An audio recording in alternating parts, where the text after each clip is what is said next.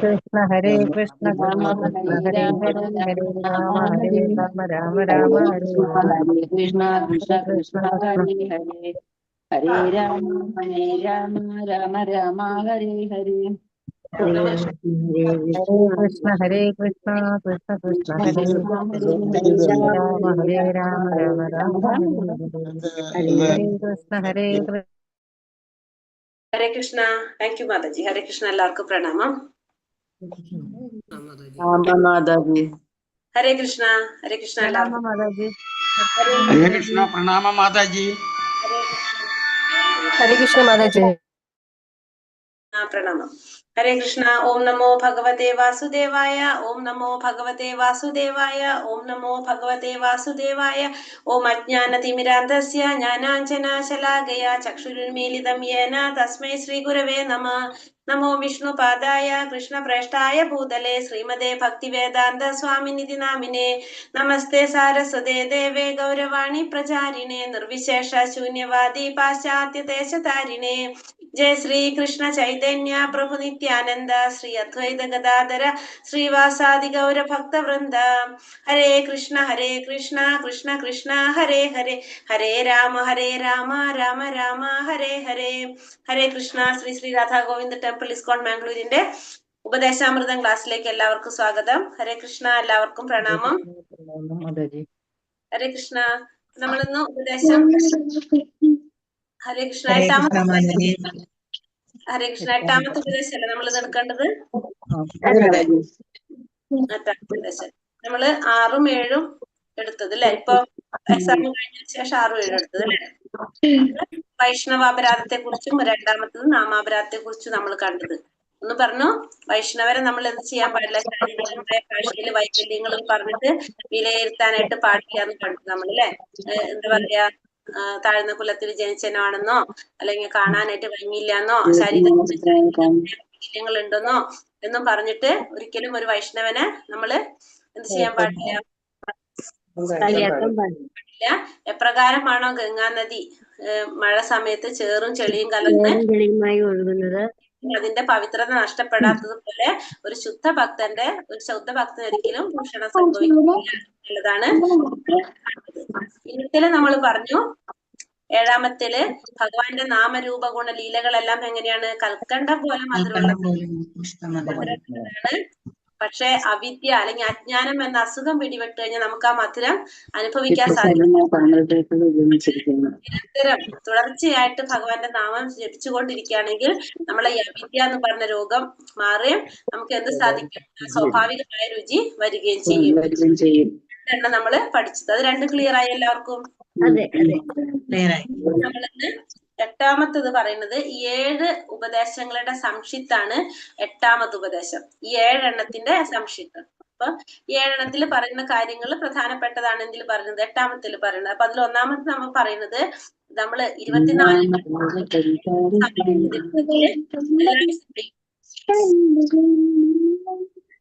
ദിവസത്തിൽ എല്ലാ സമയവും 24 മണിക്കൂർ നമ്മൾ എന്ത് ചെയ്യണം? ഭഗവാന്റെ നാമ രൂപ ഗുണ ലീലകളെല്ലാം കീർത്തിച്ചും ജപിച്ചും കൊണ്ട് നമ്മള് കഴിച്ചു കൂട്ടണം. അങ്ങനെ കഴിച്ചു കൂട്ടണം. പിന്നെന്താണ്, നമ്മള് കഴിച്ചു കൂട്ടുമ്പോ നാവിനെ മനസ്സിനെ കൃഷ്ണാവബോധത്തില് വ്യാപരിപ്പിക്കാനായിട്ട് നമുക്ക് സാധിക്കും.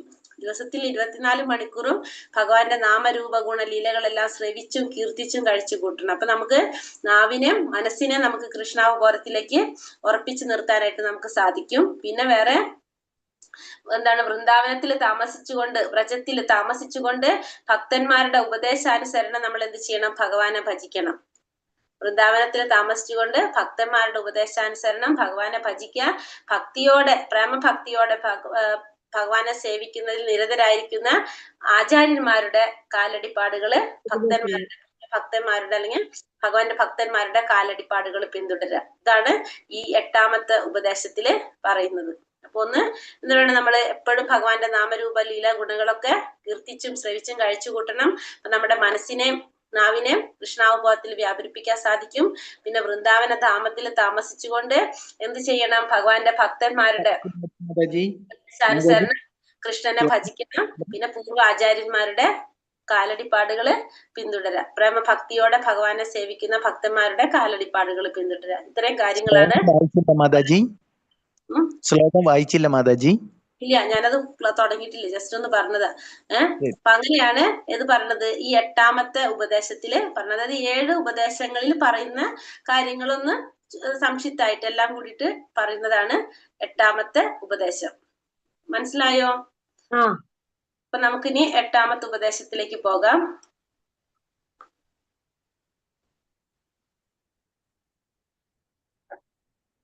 ഹരേ കൃഷ്ണ. ഓം നമോ ഭഗവതേ വാസുദേവായ.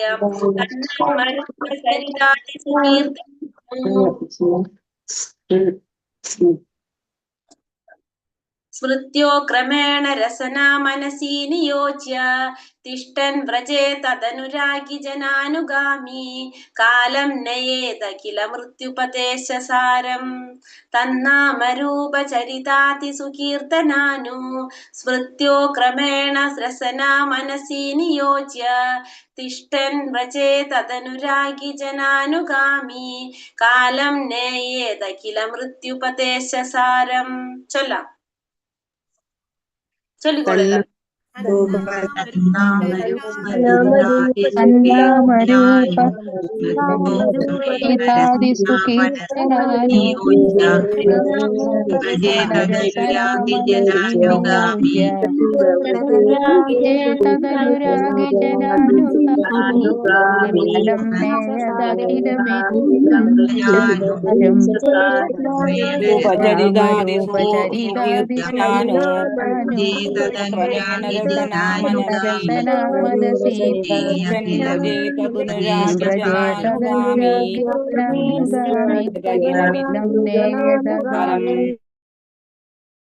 ഹരേ കൃഷ്ണ. അപ്പൊ എന്താ പറഞ്ഞത് ഇവിടെ? ഒരാൾ എന്റെ എല്ലാ സമയവും ദിവസത്തിൽ 24 മണിക്കൂറും ഭഗവാന്റെ പുണ്യനാമം ജപിച്ചും സ്മരിച്ചും മംഗളരൂപം, കല്യാണ ഗുണങ്ങൾ, ശാശ്വത ലീലകൾ എന്നിവ കീർത്തനം ചെയ്തും സ്മരിച്ചും കഴിച്ചു കൂട്ടണം. അപ്പൊ എല്ലാ സമയവും ഭഗവാന്റെ പുണ്യനാമം ജപിച്ചും സ്മരിച്ചും മംഗളരൂപം, കല്യാണ ഗുണങ്ങള്, ശാശ്വത ലീലകളെല്ലാം കീർത്തിച്ചും സ്മരിച്ചും കഴിച്ചു കൂട്ടണം.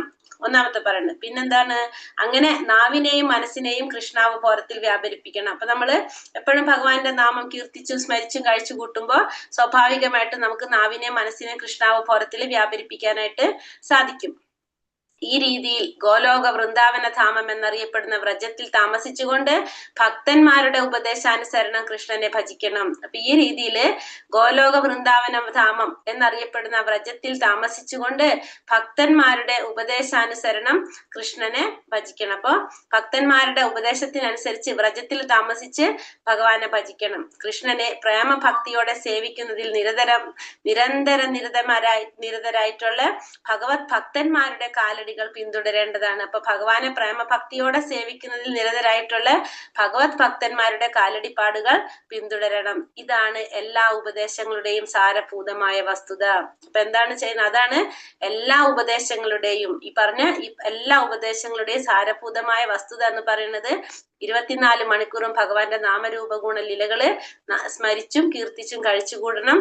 അങ്ങനെ നമ്മുടെ നാവിനെ മനസ്സിനെ കൃഷ്ണാവബോധത്തിൽ വ്യാപരിപ്പിക്കാൻ ശ്രമിക്കണം. പിന്നെ ഗോലോക വൃന്ദാവനം എന്ന ധാമത്തില് താമസിച്ചുകൊണ്ട് ഭക്തന്മാരുടെ ഉപദേശാനുസരണം ഭഗവാനെ ഭജിക്കണം. പിന്നെ ഭഗവാനെ പ്രേമഭക്തിയോടെ സേവിക്കുന്ന ഭക്തന്മാരുടെ കാലടിപ്പാടുകൾ പിന്തുടരുക. ഇതാണ് എല്ലാ ഉപദേശങ്ങളുടെയും സാരഭൂതമായ വസ്തുത. മനസ്സിലായോ?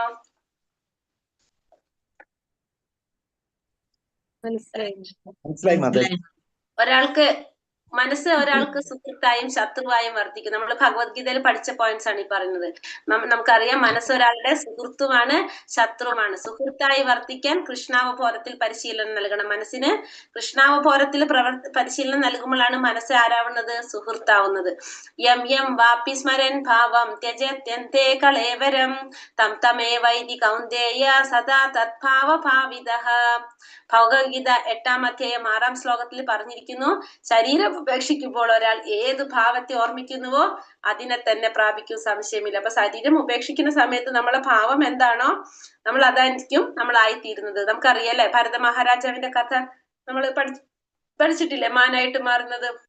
അപ്പൊ അതാണ് ജഡഭരതന്റെ കഥ. അതെ, ജഡഭരതന് അത് തന്നെ. മരണസമയത്ത് എന്താണോ ചിന്തിക്കുന്നത് അതിനനുസരിച്ചുള്ള ഒരു ജന്മം പിന്നീട് എടുക്കേണ്ടതായിട്ട് വരുന്നു. മരണസമയത്ത് കൃഷ്ണനെ ഓർക്കാൻ കഴിഞ്ഞാൽ ഗോലോക വൃന്ദാവനം എന്ന ദിവ്യലോകത്തിലേക്ക് പോകാം. മറ്റൊന്നിനെയും സ്മരിക്കാതിരിക്കാൻ മനസ്സിന് പരിശീലനം നൽകണം. കൃഷ്ണനാമം ജപിക്കുവാനും പ്രസാദം അനുഭവിക്കാനുമായി നാവിനെ പരിശീലിപ്പിക്കണം. അപ്പൊ മരണസമയത്ത് നമ്മൾ എന്താണോ ചിന്തിക്കുന്നത് അതിനനുസരിച്ചുള്ള ജന്മമാണ് പിന്നീട് എടുക്കേണ്ടതായിട്ട് വരുന്നത്. അപ്പൊ ഭഗവാൻ ഓർത്തു കഴിഞ്ഞാൽ നമുക്ക് എവിടേക്ക് പോകാം? ഗോലോക വൃന്ദാവനത്തിലേക്ക് പോകാം. വേറെ ഒന്നിനെയും കുറിച്ച് സ്മരിക്കാൻ സമ്മതിക്കാതെ മനസ്സിനെ നമ്മൾ എന്ത് ചെയ്യണം? പരിശീലനം നൽകിക്കൊണ്ടിരിക്കണം. കൃഷ്ണന്റെ നാമം ജപിക്കാനും പ്രസാദം അനുഭവിക്കാനുമായി നാവിനെ പരിശീലിപ്പിക്കണം. കൃഷ്ണന്റെ നാമം ജപിച്ചും സ്മരിച്ചും രൂപ ഗുണ ലീലാദികൾ സ്മരിച്ചും കീർത്തിച്ചുമാണ് മനോനിയന്ത്രണം വരുത്തേണ്ടത്. അപ്പൊ നമുക്ക് മനസ്സിനെ എങ്ങനെ നിയന്ത്രിക്കാൻ സാധിക്കുക? ഭഗവാന്റെ നാമം ജപിച്ചുകൊണ്ടും സ്മരിച്ചുകൊണ്ടും ഭഗവാന്റെ രാമരൂപ ഗുണ ലീലകളൊക്കെ സ്മരിച്ചും കീർത്തിച്ചും ഇരിക്കുമ്പോഴാണ് നമുക്ക് എന്ത് സാധിക്കുക? മനസ്സിനെ നിയന്ത്രിക്കാനായിട്ട് സാധിക്കുക. അല്ലാതെ നമുക്ക് മനസ്സിനൊന്നും നിയന്ത്രിക്കാനായിട്ട് സാധിക്കില്ല. ഇതൊക്കെ ചെയ്തുകൊണ്ടിരുന്നാലാണ് നമ്മുടെ മനസ്സിനെ നിയന്ത്രിക്കാനായിട്ട് നമുക്ക് സാധിക്കുന്നത്. നവശിഷ്യന്റെ ഘട്ടത്തിലുള്ളവർ കൃഷ്ണ കഥാശ്രവണത്തിൽ നിരന്തരം ഏർപ്പെടണം. അപ്പൊ നവശിഷ്യന്മാര്, പുതിയ ശിഷ്യന്റെ ഘട്ടത്തിലുള്ളവർ എന്ത് ചെയ്യണം? കൃഷ്ണ കഥാശ്രവണത്തിൽ നിരന്തരം ഏർപ്പെടണം. അപ്പൊ മനസ്സിലായോ ഭാഗവതം കേൾക്കുന്നു പറയുന്നത് എന്തിനാണെന്ന്? നവശിഷ്യന്മാര് നമ്മൾ എന്ത് ചെയ്യണം? കൃഷ്ണന്റെ കഥാശ്രവണത്തിൽ നിരന്തരം ഏർപ്പെടണം. അപ്പൊ സ്മരണം, ലയനം, ധ്യാനം, നിരന്തര ചിന്തനം, സമാധി എന്നീ 5 സംഗതികൾ കൃഷ്ണ സ്മരണത്തിലുണ്ട്. അപ്പം സ്മരണം, ഭഗവാനെ സ്മരിക്കുന്നു. ഭഗവാൻ ലയനം, പിന്നെ ധ്യാനം, നിരന്തര ചിന്തനം, സമാധി, ഈ 5 കാര്യങ്ങളാണ് ഇതിൽ വരുന്നത്? കൃഷ്ണ സ്മരണത്തിൽ വരുന്നത്. ഭഗവാന്റെ സ്മരണത്തില് സ്മരണം, ലയനം, ധ്യാനം, നിരന്തര ചിന്തനം, സമാധി, ഈ 5 കാര്യങ്ങൾ എന്തിൽ വരുന്നുണ്ട്? കൃഷ്ണ സ്മരണത്തില് വരുന്നുണ്ട്. സമാധിയിലെത്തിയ ജീവാത്മാവിന് തന്റെ യഥാർത്ഥ അവസ്ഥ അറിയാനാകും. അങ്ങനെ ഒരാൾക്ക് കൃഷ്ണനുമായുള്ള ശാശ്വത ബന്ധത്തെ മനസ്സിലാക്കാം. അപ്പൊ സമാധിയിൽ എത്തിക്കഴിയുമ്പോൾ ആ ജീവാത്മാവിന് എന്തറിയാൻ സാധിക്കും? യഥാർത്ഥ അവസ്ഥ. ഒരു വ്യക്തിയുടെ യഥാർത്ഥ അവസ്ഥ മനസ്സിലാക്കാനായിട്ട് സമാധിയിൽ എത്തിക്കഴിഞ്ഞാൽ ആ ജീവാത്മാവിന് സാധിക്കും. അങ്ങനെ ആ വ്യക്തിക്ക് കൃഷ്ണനുമായിട്ടുള്ള ശാശ്വത ബന്ധത്തെ മനസ്സിലാക്കാനായിട്ട് സാധിക്കും. അതായത് നമ്മൾ ഇന്നലെ ഭക്തിയുടെ തലങ്ങളിൽ ഭാവ സ്റ്റേജ് പറഞ്ഞില്ലേ, അത്. അപ്പൊ സമാധിയിൽ എത്തിക്കഴിഞ്ഞാല് ആ യഥാർത്ഥ അവസ്ഥ മനസ്സിലാക്കാനായിട്ട് സാധിക്കും. നവാഗതന്മാർ നിയതമായ ഭക്തിയുടെ സേവനത്തിൽ ഏർപ്പെടണം. അങ്ങനെ നാമരൂപ ഗുണങ്ങളോട് അഭിരുചി ഉണ്ടാകുന്നു. ഇങ്ങനെ ആസക്തി ഉണ്ടായാൽ നിയമങ്ങളൊന്നും അനുസരിക്കാതെ തന്നെ അവന് കൃഷ്ണന്റെ പാതാരവിന്ദങ്ങളെ സ്വച്ഛന്തം സേവിക്കാം. ഇതിനെ രാഗഭക്തി എന്ന് പറയുന്നു. അപ്പൊ ഇവിടെ നവാഗതന്മാർ എന്ത് ചെയ്യണം? ഭക്തിയുടെ സേവനത്തിൽ ഏർപ്പെടണം. അപ്പൊ നമുക്ക് നിയതമായിട്ട് നവാഗതന്മാർ എന്ന് പറഞ്ഞാല് പുതിയതായിട്ട് വരുന്നവര് നിയതമായിട്ടുള്ള ഭക്തിയുടെ സേവനത്തിൽ നിയതമായിട്ടുള്ള ഭക്തിയുടെ സേവനത്തിൽ ഏർപ്പെടണം. അങ്ങനെ നിയതമായ ഭക്തിയുടെ സേവനത്തിൽ ഏർപ്പെടുമ്പോ നമുക്ക് എന്ത് സംഭവിക്കുന്ന പറഞ്ഞത്? നാമരൂപ ഗുണങ്ങളോട് അഭിരുചി ഉണ്ടാകും. അപ്പൊ നമ്മൾ എന്ത് ചെയ്തിരിക്കണം? ശരിക്കും എല്ലാവരും സേവനം ചെയ്തിരിക്കണം. ഭക്തിയുടെ സേവനം ചെയ്തുകൊണ്ടിരിക്കുമ്പോഴാണ് നമുക്ക് അതിനോട് രുചി ഉണ്ടാകും. അങ്ങനെ ആസക്തി ഉണ്ടായാൽ യമനിയമങ്ങളൊന്നും അനുസരിക്കാതെ തന്നെ അവന് കൃഷ്ണന്റെ പാതാരവിന്ദങ്ങളെ സ്വച്ഛന്തം സേവിക്കാനായിട്ട് സാധിക്കും. ഇങ്ങനെ ആസക്തി ഉണ്ടായി കഴിഞ്ഞാല് യമനിയമങ്ങളൊന്നും അനുസരിക്കാതെ തന്നെ അവന് കൃഷ്ണന്റെ പാതാരവിന്ദങ്ങളെ സ്വച്ഛന്തം സേവിക്കാൻ സാധിക്കും. ഇതിനെയാണ് രാഗഭക്തി എന്ന് പറയുന്നത്. അപ്പൊ അതിന് നമ്മൾ എന്ത് പറയും? രാഗഭക്തി. ഈ രാഗഭക്തിയിൽ എത്തിയ ഒരാൾക്ക് വൃന്ദാവനത്തിൽ കൃഷ്ണന്റെ ശാശ്വത സഹചാരികളിൽ ഒരാളുടെ പാദപത്മങ്ങൾ പിന്തുടരാം. അതപ്പോ എന്തായി മാറും? രാഗാനുഗ ഭക്തിയായിട്ട് മാറും. അപ്പൊ രാഗഭക്തിയിൽ എത്തിക്കഴിഞ്ഞാൽ വൃന്ദാവനത്തിലുള്ള ഭഗവാന്റെ ശാശ്വത സഹചാരികളുടെ പാദപത്മങ്ങൾ പിന്തുടരാണെങ്കിൽ, വ്രജവാസികളുടെ പാദങ്ങൾ പിന്തുടർന്ന് എന്തായിട്ട് മാറും? ആ ഭക്തി രാഗാനുഗ ഭക്തിയായിട്ട് മാറും. ഇവിടെ രാഗഭക്തി എന്ന് പറഞ്ഞാല് നമ്മള് ഭക്തിയുടെ സേവനത്തിൽ ഏർപ്പെട്ടുകൊണ്ടിരിക്കുമ്പോൾ നമുക്ക് ഭഗവാന്റെ നാമരൂപ ഗുണലീലകളോട് അഭിരുചി ഉണ്ടാകും. അതിൽ നമുക്ക് ആസക്തി ഉണ്ടായി കഴിഞ്ഞാൽ യമനിയമങ്ങളൊന്നും പാലിക്കാതെ തന്നെ നമുക്ക് ഭഗവാന്റെ പാതാരവിന്ദങ്ങളെ സ്വച്ഛന്തം സേവിക്കാൻ സാധിക്കും. അതിനെയാണ് രാഗഭക്തി എന്ന് പറയുന്നത്. ഈ രാഗഭക്തി രാഗാനുഗ ഭക്തിയാകുന്നത് എപ്പോഴാണ്? അത് വൃന്ദാവനത്തിലെ ഭഗവാന്റെ ശാശ്വത സഹചാരികളുടെ പാദപത്മങ്ങൾ പിന്തുടർന്നു കഴിഞ്ഞ രാഗഭക്തി എന്തായിട്ട് മാറും? രാഗാനുഗ ഭക്തിയായിട്ട് മാറും. കൃഷ്ണന്റെ കണ്ഠത്തിലെ പൂക്കളെ പോലെയും പശുക്കളെ പോലെയും ഓടക്കുഴൽ പോലെയും ആകാൻ ആഗ്രഹിക്കുന്നവർ ശാന്തരസത്തിലാണ് അവലംബിക്കുക. അപ്പൊ നമ്മൾ 5 തരം രസം പറഞ്ഞിട്ടുണ്ടല്ലോ. ശാന്തം, ദാസ്യം, സഖ്യം, വാത്സല്യം, മാധുര്യം. ഇപ്പൊ ശാന്തരസത്തില് ഭഗവാനെ സേവ ചെയ്യുന്നവര് എന്താണ് ആഗ്രഹിക്കുക? ഭഗവാന്റെ കണ്ഠത്തിലെ പൂക്കളാകാനായിട്ട്, അല്ലെങ്കിൽ പശുക്കളെ പോലെ. ഭഗവാന്റെ ഓടക്കുഴലൊക്കെയാണ് ആരായി മാറുന്നത്? ഈ ശാന്തരസത്തിൽ ഭഗവാനെ അവരതാണ് അവരാകുന്നത്. അപ്പോ ശാന്തരസത്തില് ഭഗവാന് സേവനം ചെയ്യാൻ ആഗ്രഹിക്കുന്നവര് ഭഗവാന്റെ കണ്ഠത്തിലെ പൂക്കളായിട്ടോ പാദത്തിലെ പൂക്കളായിട്ടോ പശുക്കളെ പോലെയോ ഓടക്കുഴല് പോലെയൊക്കെ ആയിരിക്കും അവര് ആഗ്രഹിക്കുന്നത്, ഭഗവാനെ ആരാധിക്കാൻ ആഗ്രഹിക്കുന്നത്. പിന്നെ ചിത്രകാരന്റെയോ പത്രകന്റെയോ രക്തകന്റെയോ ആകാൻ ആഗ്രഹിക്കുന്നവർ ദാസ്യരസ ലക്ഷണമാണ് അവലംബിക്കേണ്ടത്. അപ്പോ ഇവര് ഭഗവാന്റെ കൂട്ടുകാരാണ് ഇവരൊക്കെ. ദാസ്യരസത്തിൽ ഭഗവാൻ ദാസ്യ സേവനം ചെയ്യുന്നവരാണ്. ഒരു ചിത്രകാരനും പത്രകനും രക്തകനും. അപ്പൊ അവരെല്ലാം ഭഗവാനെ എങ്ങനെയാണ് ആകാൻ ആഗ്രഹിക്കുന്നത്? ഭഗവാന്റെ ദാസ്യരസ ലക്ഷണമാണ് അവരൊക്കെ അവലംബിക്കേണ്ടത്. പിന്നെ വന്നിട്ട് ദാസ്യം കഴിഞ്ഞാല് സഖ്യം. ബലദേവനെയോ സുദാമാവിനെയോ പോലെ മിത്രമാകാൻ ആഗ്രഹിക്കുന്നവർ സാഖ്യരസത്തിലും നന്ദമഹാരാജാവിനെയോ യശോദയെ പോലെ ആഗ്രഹിക്കുന്നവർ വാത്സല്യ രസത്തിലുമാണ് അവലംബിക്കേണ്ടത്. അപ്പൊ യശോദ മാതാവിനെ പോലെ അല്ലെങ്കിൽ നന്ദമഹാരാജാവിനെ പോലെയാണ് ആഗ്രഹിക്കുന്നതെങ്കിലോ വാത്സല്യ രസത്തിലും, ബലദേവനെ പോലെ അല്ലെങ്കിൽ സുദാമാവിനെ പോലെ കൂട്ടുകാരാകാൻ ആഗ്രഹിക്കുന്നവര് സാഖ്യരസത്തിലും ഭഗവാന് എന്ത് ചെയ്യും? ആരാധിക്കും. ശ്രീമതി രാധാറാണി, ലളിത, രൂപരതി എന്നിങ്ങനെയുള്ള സ്ത്രീ സുഹൃത്തുക്കളെ പോലെ ആഗ്രഹിക്കുന്നവര് മാധുര്യ രസത്തിലാണ് അവലംബിക്കേണ്ടത്. ഇപ്പൊ മാധുര്യഭാവത്തില് രാധാറാണിയെ പോലെ, ലളിത, രൂപ, രതി പറഞ്ഞ സഖിമാര് അവരെ പോലെ ആഗ്രഹിക്കുന്നവരാണെങ്കിലോ ഭഗവാനെ മാധുര്യ രസത്തിലാണ് എന്ത് ചെയ്യുന്നത്? സേവ ചെയ്യുന്നത്. അതാണ് പറയുന്നത്. അത്രയല്ലേ ഉള്ളൂ. ഹരേ കൃഷ്ണ. അതെ, ചെറിയ അധ്യായാണിത്. അപ്പൊ നമ്മള് ഇതിലെന്താ പറഞ്ഞത്? ഭഗവാൻ ഈ 7 ശ്ലോകങ്ങളുടെ സംക്ഷിപ്താണ് എന്ത് 8ാമത്തെ ശ്ലോകം പറയുന്നത്.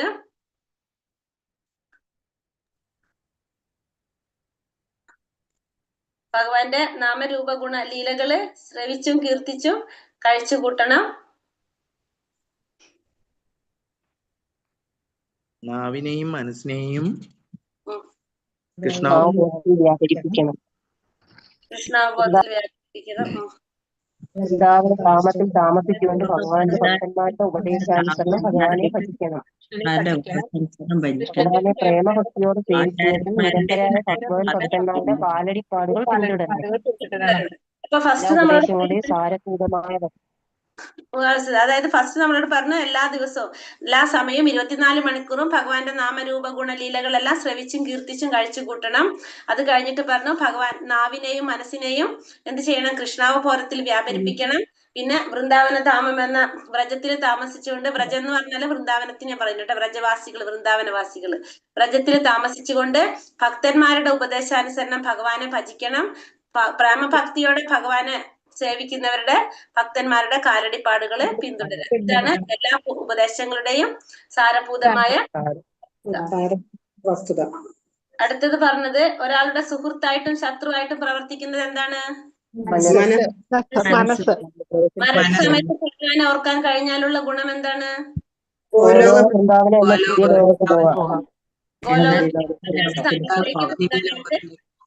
ഭഗവാന്റെ നാമത്തിലേക്ക് പോകാനായിട്ട് സാധിക്കും. നാവിനെ പരിശീലിപ്പിക്കേണ്ടത് എങ്ങനെയാണ്? ഭഗവാന്റെ നാമം ജപിക്കാനും പ്രസാദം കഴിക്കാനും നാമം ജപിക്കാനും പ്രസാദം കഴിക്കാനും. മനോനിയന്ത്രണം കൈവരിക്കേണ്ടത് എങ്ങനെയാ? നാമം ജപിച്ചും സ്മരിച്ചും കൃഷ്ണഗുണലീലാദികൾ സ്മരിച്ചും കീർത്തിച്ചുമാണ് മനോനിയന്ത്രണം കൈവരിക്കേണ്ടത്. എന്ത് മാതാജി? നാമം ജപിച്ചും സ്മരിച്ചും കീർത്തിച്ചുമാണ് മനോനിയന്ത്രണം കൈവരിക്കേണ്ടത്. നാമം ജപിച്ചും സ്മരിച്ചും കീർത്തിച്ചും കഴിച്ചു ചെയ്യണം. ഓക്കെ. പിന്നെ അത് കഴിഞ്ഞിട്ട് കൃഷ്ണസ്മരണയിൽ 5 കാര്യങ്ങൾ എന്തൊക്കെയാണ്? ലയനം, ധ്യാനം, നിരന്തര ചിന്തനം, സമാധി. ലയനം, ധ്യാനം, നിരന്തര ചിന്തനം, സമാധി. രാഗഭക്തി എന്തെന്ന് വിശദമാക്കുക. എന്താണെന്ന് കേട്ടോ വിശദമാക്കുക. രാഗഭക്തി എന്താണ്? ഭഗവാന്റെ നാമരൂപ ഗുണാപദാനങ്ങളോട് അഭിരുചി വർദ്ധിക്കുമ്പോൾ യമനിയമങ്ങളൊന്നും അനുസരിക്കാതെ തന്നെ ഭഗവാന്റെ പാതാരവിന്ദങ്ങളെ സേവിക്കാൻ കഴിയുന്ന അവസ്ഥയാണ് രാഗഭക്തി എന്ന് പറയാം. എന്ന് പറഞ്ഞു കഴിഞ്ഞാല് ഭഗവാന്റെ നമ്മൾ നിരന്തരം ഭഗവാന്റെ നാമരൂപ ഗുണങ്ങളോട് നമ്മൾ ചെയ്തുകൊണ്ടിരിക്കുമ്പോ നമുക്ക് അതിനോട് അഭിരുചി ഉണ്ടാകും. അങ്ങനെ അതിനോട് ആസക്തി ഉണ്ടായി കഴിഞ്ഞാൽ യമനിയമങ്ങൾ ഭഗവാനോട് ആസക്തി ഉണ്ടായി കഴിഞ്ഞാൽ യമനിയമങ്ങളൊന്നും പാലിക്കാതെ തന്നെ ഭഗവാന്റെ പാതാരവിന്ദങ്ങളെ സ്വച്ഛന്ദം സേവിക്കാൻ സാധിക്കും. ഇതാണ് രാഗഭക്തി. അതാണ് രാഗഭക്തി എന്ന് പറയുന്നത്. രാഗഭക്തിയിൽ എത്തിക്കഴിഞ്ഞാല് വൃന്ദാവനത്തില് ഭഗവാന്റെ ശാശ്വത സഹചാരികളുടെ പാദപത്മങ്ങൾ പിന്തുടർന്നു കഴിഞ്ഞാൽ അതെന്തായിട്ട് മാറും? രാഗാനുഗ ഭക്തിയായിട്ട് മാറുകയും ചെയ്യും. രാഗഭക്തി, രാഗാനുഗ ഭക്തി, അതായത് ഭഗവാനോട് നമുക്ക് അഭിരുചി തോന്നിയിട്ട് ആസക്തി ഉണ്ടായിട്ട് യമനിയമങ്ങളൊന്നും പാലിക്കാതെ തന്നെ നമുക്ക് ഭഗവാന്റെ പാതാരവിന്ദങ്ങളെ സ്വച്ഛന്ദം സേവിക്കുന്നതാണ് രാഗഭക്തി. അത് കഴിഞ്ഞിട്ട് ആ രാഗഭക്തിയിലുള്ളവർ എന്താണ്? വൃന്ദാവനവാസികളുടെ കാലടിപ്പാടുകൾ പിന്തുടർന്നുകൊണ്ട് ചെയ്യുകയാണെങ്കിൽ അതെന്തായിട്ട് മാറും? അത് രാഗാനുഗ ഭക്തിയായിട്ട് മാറും. 5 തരം രസങ്ങൾ ഏതൊക്കെയാണ്? ശാന്തരസം, ദാസ്യരസം, സഖ്യരസം, വാത്സല്യരസം, മാധുര്യരസം. സാഖ്യം, വാത്സല്യം, മാധുര്യം. ഓരോന്നിനും ഉദാഹരണം. ശാന്തം, കൃഷ്ണന്റെ കയ്യിലെ പൂക്കളെ പോലെ, പശുക്കളെ പോലെ, ഓടക്കുഴൽ പോലെ. ദാസ്യം, പാദങ്ങൾ പിന്തുടരുന്നതാണ് ദാസ്യം. സഖ്യം, ദേവൻ ഇവരെ. സഖ്യരസം. സഖ്യം. വാത്സല്യം, മഹാരാജാവ്.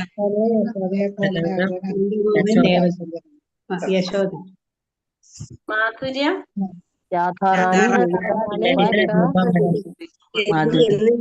ഈ സുഹൃത്തുക്കളെ പോലെ ആകുന്നത് മാധുര്യരസം. ശാന്തരസത്തിൽ പറയുമ്പോൾ ഭഗവാന്റെ ഈ പറഞ്ഞ പോലെ പൂക്കള്, പിന്നെന്താ ഓടക്കുഴല്, ആഭരണങ്ങൾ, ഇതൊക്കെ എന്തിലാ വരുന്നത്? ശാന്തരസത്തിലാ വരുന്നത്. പശുക്കളതൊക്കെ ശാന്തരസം. ദാസ്യരസത്തില് പറഞ്ഞപ്പോ ദാസ്യം എന്ന് പറഞ്ഞാൽ ആരാണ്?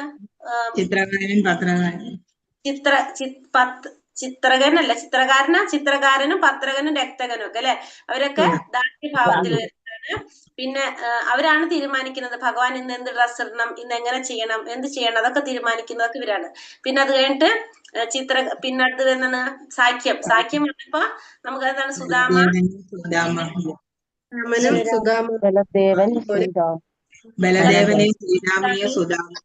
ഒക്കെയാണ് സാഖ്യത്തില് വരുന്നത്. പിന്നെ ശ്രീധാമുണ്ട്. ശ്രീധാമൊക്കെ പറയും. ശ്രീധാമൻ കൂട്ടുകാരനല്ലേ. പിന്നെ വന്നിട്ട് സാഖ്യം, വാത്സല്യം, യശോദ, വാത്സല്യം,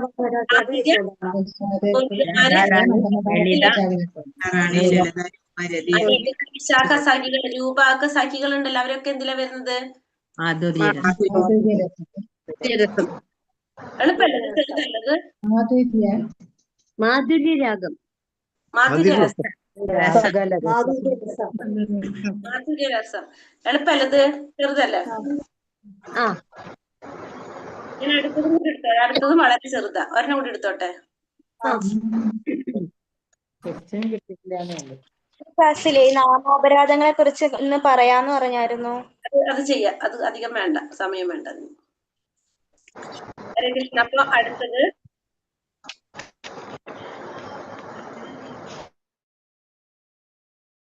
ശ്ലോകം 9.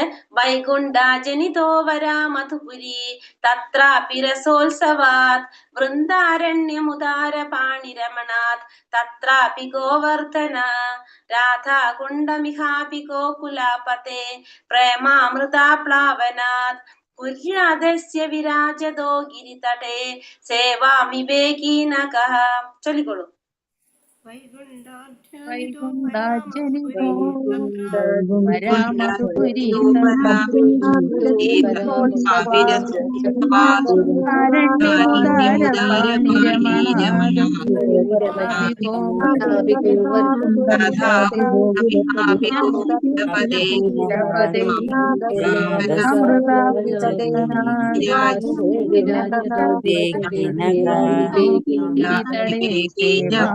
ഇവിടെ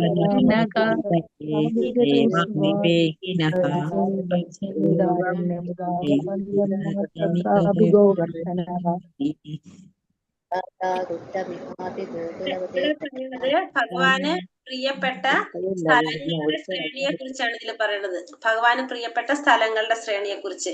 അതായത് മധുര എന്ന് പറയപ്പെടുന്ന പുണ്യമായ സ്ഥലം ഭഗവാന്റെ ജനനം ഹേതുവായിട്ട് വൈകുണ്ഠത്തെക്കാൾ ദിവ്യത്വത്തിൽ മികച്ചു നിൽക്കുന്നു. അപ്പൊ വൈകുണ്ഠത്തെക്കാൾ മികച്ചതാണ് എന്ത്?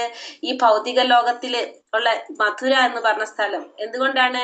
ഭഗവാൻ ജനിച്ചത് അവിടെയാണ്. ഭഗവാൻ ജനിച്ച സ്ഥലമായതുകൊണ്ട് വൈകുണ്ഠത്തെക്കാൾ പ്രിയപ്പെട്ടതാണ് ഭഗവാന് മധുര. കൃഷ്ണന്റെ രാസലീലാ വിനോദങ്ങൾ ദിവ്യമായ വൃന്ദാവനം മധുരയേക്കാൾ ശ്രേഷ്ഠതരമാണ്. അപ്പോ രാസലീല പോലുള്ള ഭഗവാന്റെ ലീലകൾ നടന്നതുകൊണ്ട് മധുരയേക്കാൾ ഭഗവാന് ശ്രേഷ്ഠതരമായിട്ടുള്ളതാണ് ഇത് വൃന്ദാവനം. ശ്രീകൃഷ്ണൻ തന്റെ കൈകൾ കൊണ്ട് ഉദ്ധരിക്കുകയും അനേകം ലീലാവിനോദങ്ങളിൽ ഏർപ്പെടുകയാലും ഗോവർദ്ധന പർവ്വതം വൃന്ദാവനത്തെക്കാൾ മേന്മറിയേറിയതാണ്. അപ്പൊ കൈകൾ കൊണ്ട് ഉദ്ധരിച്ചത് കൊണ്ടും ഭഗവാന്റെ കുറെ ലീലകൾ നടന്നത് കൊണ്ടും ഗോവർദ്ധനം വൃന്ദാവനത്തെക്കാൾ മേന്മയേറിയതാണ്. എല്ലാറ്റിലും മികച്ചതാണ് ഭഗവാന് രാധാകുണ്ട്. എന്തുകൊണ്ടെന്നാൽ ഗോകുലനാഥനായ ശ്രീകൃഷ്ണന്റെ ദിവ്യപ്രേമമാകുന്ന അമൃതം അതിൽ കരകവിഞ്ഞൊഴുകുന്നു. അപ്പൊ ഇതിനേക്കാളൊക്കെ ഭഗവാന് പ്രിയപ്പെട്ടതാണ് എന്ത്? രാധാകുണ്ഡം. കാരണം എന്താണ്? ദിവ്യപ്രേമമാകുന്ന അമൃതം അതിൽ കരകവിഞ്ഞൊഴുകുന്നു ഭഗവാന്റെ. രാധാകുണ്ഡം ആരുടെയാണ്? രാധാറാണിയുടേതാണ്. അതില് ഭഗവാന്റെ ദിവ്യപ്രേമം അമൃതം കരകവിഞ്ഞൊഴുകുന്നതായത് ഏറ്റവും ശ്രേഷ്ഠമായത് ഭഗവാൻ ഏതാണ്? രാധാകുണ്ഡം. അപ്പൊ വൈകുണ്ഠത്തെക്കാൾ പ്രിയമാണ് ഭഗവാന് മധുര. മധുരയേക്കാൾ പ്രിയപ്പെട്ടതാണ് വൃന്ദാവനം. വൃന്ദാവനത്തെക്കാൾ പ്രിയപ്പെട്ടതാണ് ഗോവർദ്ധനം. ഗോവർദ്ധനത്തെക്കാൾ പ്രിയപ്പെട്ടതാണ് രാധാകുണ്ഡം. മനസ്സിലായോ? ജനനം ഹേതുവായിട്ട് വൈകുണ്ഠത്തെക്കാൾ പ്രിയം ഭഗവാൻ എന്താണ്? മധുരയാണ്. മധുരയേക്കാൾ പ്രിയം ഏതാണ്? വൃന്ദാവനമാണ്. വൃന്ദാവനത്തെക്കാൾ പ്രിയം ഗോവർദ്ധനമാണ്. പ്രിയം രാധാകുണ്ഡമാണ്. മനസ്സിലാവുണ്ടോ? മനസ്സിലായി മാതാജി. അങ്ങനെ ഇരിക്കെ ഗോവർദ്ധന പർവ്വതത്തിന്റെ അടിവാരത്തിലായി സ്ഥിതി ചെയ്യുന്ന ഈ രാധാകുണ്ഡത്തെ സേവിക്കുന്നതിൽ വിവേകശാലികയായ ഏതൊരാളാണ് വിമുഖനായിരിക്കുക. അപ്പൊ ഏറ്റവും ഭഗവാന് പ്രിയപ്പെട്ടത് രാധാകുണ്ഡാണ്. അപ്പോ ഈ രാധാകുണ്ഡാണെന്ന് മനസ്സിലാക്കി കഴിഞ്ഞാൽ ആരെങ്കിലും അതിനെ സേവിക്കാതിരിക്കുവോ എന്നാണ് ചോദിക്കുന്നത്. വിവേകശാലിയായ ഏതൊരാളാണ് അതിന് വിമുഖനായിരിക്കുന്നത്? ഭാവാർത്ഥം: ആത്മീയ ലോകത്തിന് ഭൗതിക ലോകത്തിനേക്കാളും മേന്മയുണ്ട്. എന്നാലും ഭഗവാൻ മധുരയിൽ ജനിച്ചത് കൊണ്ട് മധുര ആത്മീയ ലോകത്തെക്കാളും ശ്രേഷ്ഠമായി കണക്കാക്കുന്നു. നമുക്കറിയാലേ, ഭൗതിക ലോകത്തിന് മേന്മ ഇതിനുണ്ട്, ആത്മീയ ലോകത്തിനുണ്ട്. പക്ഷെ ഭഗവാൻ മധുരയിൽ ജനിച്ചത് കൊണ്ട് ആത്മീയ ലോകത്തിനേക്കാളും ശ്രേഷ്ഠമായിട്ട് എന്താണ്? മധുര ആണ്. ഹരേഷ്ണ മാതാജി. വൃന്ദാവനം ഭഗവാന്റെ ലീലാവിനോദങ്ങൾക്ക് പ്രസിദ്ധമായതുകൊണ്ട് മധുരയേക്കാൾ യോഗ്യത കൂടിയതാണ്. അപ്പൊ വൃന്ദാവനം ഭഗവാന്റെ ലീലാവിനോദങ്ങൾ നടന്നത് കൊണ്ട് തന്നെ മധുരയേക്കാൾ യോഗ്യതയാണ് എന്തിന്? വൃന്ദാവനത്തിന്.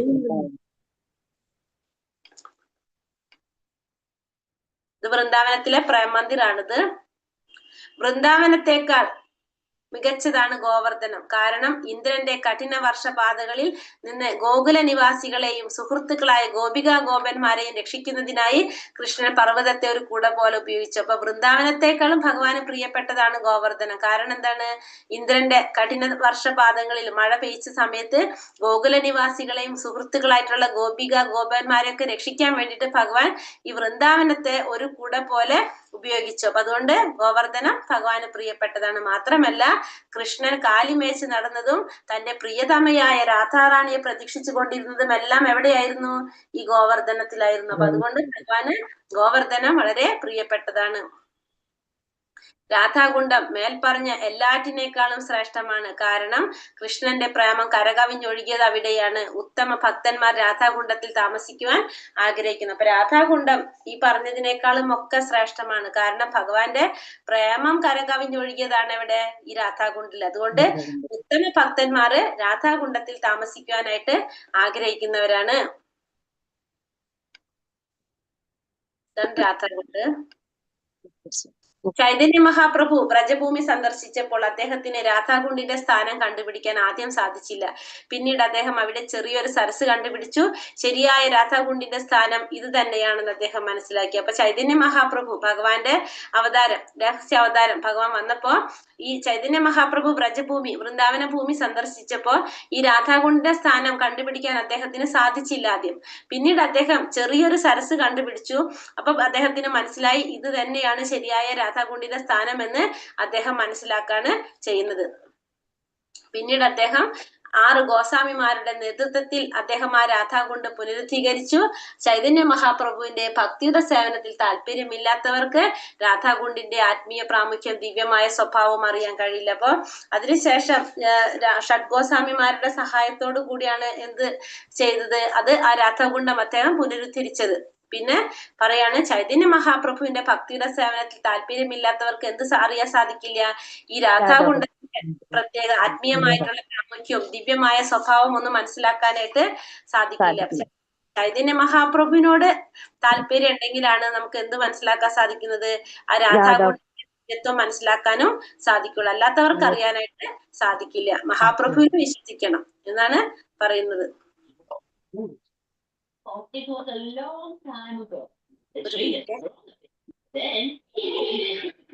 ഈ അധ്യായം കഴിഞ്ഞു, ഇത്രേ ഉള്ളൂ അതിൽ കേട്ടോ. മെയിനായിട്ട് ഒന്നുകൂടെ ചോദിച്ചിട്ടുണ്ടോ? അതാണ് ഞാൻ ഇതാണ് രാധാകുണ്ട് കണ്ടോ. മാതാജി, രാധാകുണ്ട് എന്ന് പറയുന്നത് വൃന്ദാവനത്തിന്റെ ഉള്ളിലാണോ? വൃന്ദാവനത്തിലാ മാതാജി. ഗോവർദ്ധനത്തിന്റെ ഉള്ളിലാണോ? അടുത്ത് ഗോവർദ്ധനം ചുറ്റി വരുമ്പോ നമുക്ക് കാണാൻ സാധിക്കും. അവിടെ എന്താ അമ്പലം, ഭഗവാനൊക്കെ പ്രതിഷ്ഠയൊക്കെ ഉണ്ടോ? ഉണ്ട്, ചെറിയ ക്ഷേത്രമൊക്കെ ഉണ്ട്. പിന്നെ കുളം ആ കെട്ടിയിരിക്കുന്നത് രാധാകുണ്ട്. ഞങ്ങൾ ഗോവർദ്ധനത്തിൽ യാത്ര പോകുന്നുണ്ടെങ്കിൽ ഒന്ന് പറയണം മാതാജി, നമുക്കും പോവായിരുന്നു. അപ്പൊ അതാണ് രാധാറാണിയോട് പ്രാർത്ഥിക്കണം, നമ്മള് നാമം ജപിക്കാം. എവിടാ മാതാജി സ്ഥലം? UP. നമ്മുടെ ഈ നാമസംഘം പോകുന്നുണ്ടെങ്കിൽ അതിന്റെ ഒപ്പം അതെ, ഞാൻ പോയിട്ടുണ്ട് മാതാജി. വൃന്ദാവൻ. അപ്പൊ നമ്മള് ഇതില് പറയുന്നത് ഇത്രയാണ് സ്ഥലങ്ങളുടെ, ഭഗവാന് പ്രിയപ്പെട്ട സ്ഥലങ്ങളുടെ ശ്രേണി. കാരണം മഥുര ഭഗവാൻ, നമുക്കറിയാം ആത്മീയ ലോകം ഭൗതിക ലോകത്തിനും ശ്രേഷ്ഠമായിട്ടുള്ളതാണ്. പക്ഷെ ഭഗവാൻ ഇവിടെ മധുരയിൽ ജനിച്ചത് കൊണ്ട് എന്താണ്, ആ വൈകുണ്ഠത്തെക്കാളും പ്രിയപ്പെട്ടത് ഭഗവാൻ ഏതാണ്? മധുരയാണ്. മധുരയേക്കാൾ പ്രിയപ്പെട്ടതാണ് ഭഗവാന് വൃന്ദാവനം. കാരണം ഭഗവാന്റെ ലീലകൾ നടന്ന സ്ഥലമാണ്. ആ വൃന്ദാവനത്തെക്കാൾ പ്രിയപ്പെട്ടതാണ് ഗോവർദ്ധനം. ഗോവർദ്ധന ലീല നടന്നത് ഭഗവാൻ രാധാറാണിയെ പ്രതീക്ഷിച്ചിരുന്നതും കാലിമേച്ച് നടന്നതും ഗോവർദ്ധനത്തിലാണ്. അതിനേക്കാളും പ്രിയപ്പെട്ടതാണ് രാധാകുണ്ട്. കാരണം അത് രാധാറാണിയുടേതാണ്. ഭഗവാന്റെ കൃഷ്ണപ്രേമം കരകവിഞ്ഞൊഴുകുന്നതാണത്. അപ്പൊ അതിന്റെ ആ ശ്രേണി ഇങ്ങനെ പഠിച്ചാൽ മതി. എന്താണ് വൈകുണ്ഠം, വൈകുണ്ഠത്തെക്കാൾ പ്രിയം മധുര, മധുരയേക്കാൾ പ്രിയം വൃന്ദാവനം, വൃന്ദാവനത്തെക്കാൾ പ്രിയം ഗോവർദ്ധനം, ഗോവർദ്ധനത്തെക്കാൾ പ്രിയം രാധാകുണ്ട്. അതാണ് ഇതിൽ പഠിക്കുന്നത്. ഇനി ക്വസ്റ്റ്യൻ ആൻസർ ഉണ്ട് അതിൽ നോക്കാൻ.